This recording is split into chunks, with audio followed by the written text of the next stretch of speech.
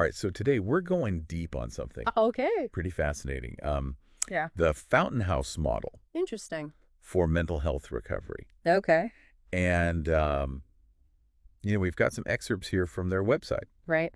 And we're going to kind of unpack that together Yeah. and see what makes this approach so unique. Cool. If you've ever dealt with the traditional mental health system, Uh-huh. it can be isolating, Right. clinical, Yeah. not exactly empowering. Not really. Fountain House flips that script.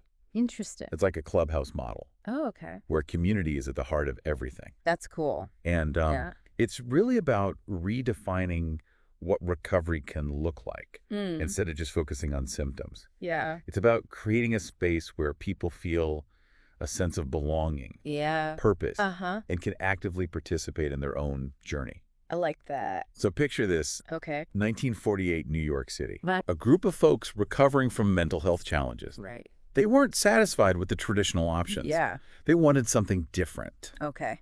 And get this, What? they actually broke into an abandoned mansion What?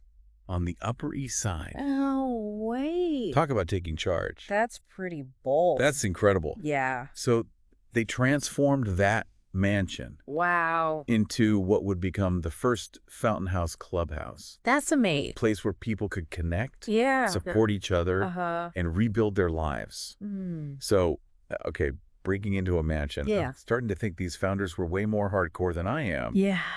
So inspired by this radical beginning. Uh-huh. What did Fountain House actually do different? Well, one of their main things is Yeah. this idea of community and belonging. Okay. You see, isolation can be a huge factor Right? in mental health struggles. Yeah. So Fountain House intentionally cultivates a strong sense of community. It's about building genuine connections Uh-huh. and fostering a space where people feel supported and understood. So it's more than just being in a group, Exactly. right? Yeah. Is there something about this structure Yes. that makes those connections stronger? Absolutely. Okay. At Fountain House, members aren't called patients. Oh, interesting. They're active participants. Like, Not passive recipients of care. okay. They have real agency. Uh-huh. They hold leadership roles within the clubhouse. Wow. They make decisions about how things run, Okay. and they contribute their skills and talents to the community. Interesting. This ownership is incredibly empowering. Meaningful work and purpose. Yes. Is that really enough to make a difference in someone's recovery? It might not be everything, Yeah. but combined with that strong community, Right. it's powerful. Okay. The clubhouse provides opportunities for members to engage in work, Uh-huh. both within the clubhouse itself Right. and in the wider community, So what kind of work are we talking about? right? Is this like arts and crafts or something? It's much more than that. Okay. They have this brilliant concept called the work-ordered day. Interesting. Instead of focusing on traditional therapy sessions, Yeah. members and staff work side by side Uh-huh. on tasks that are essential to running the clubhouse. Okay. This could be anything from preparing meals Right. to gardening Wow. to administrative work. So you're learning real-world skills, Exactly. building routine, Yeah. and contributing to something bigger than yourself? Yes. I can see how that would build self-worth. Absolutely. And, the website mentions one member who went from being homeless Wow. to running their own catering business That's amazing. out of the Fountain House kitchen. Wow. Talk about empowerment. That's incredible. So all this sounds great in theory, Uh-huh. but what about the actual results? Yeah. Does this approach really lead to better outcomes for people? The data is compelling. Studies show that the Fountain House model significantly reduces the need for hospitalization among its members. It's huge.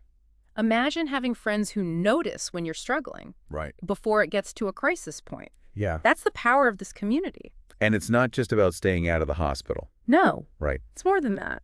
You mentioned improved employment and education outcomes too. Exactly. Yeah. When you provide people with support, Yeah. a sense of purpose and opportunities to contribute, Uh-huh. they thrive. Yeah. It's not about focusing solely on the illness. Right. It's about fostering overall well-being. And this isn't just a New York thing anymore, is it?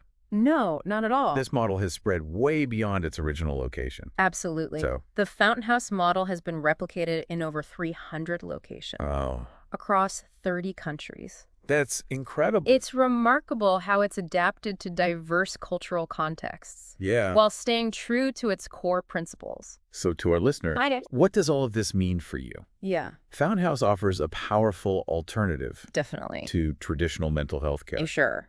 It's about community, Yes. empowerment, Right. and meaningful engagement. Absolutely.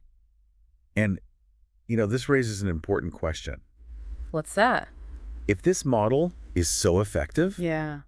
how can we advocate for its wider adoption in mental health care? That's a good question. Maybe it's time to challenge the status quo Right. and rethink how we approach recovery. Yeah, I agree. Found House started with patients taking charge of their own well-being. That's right.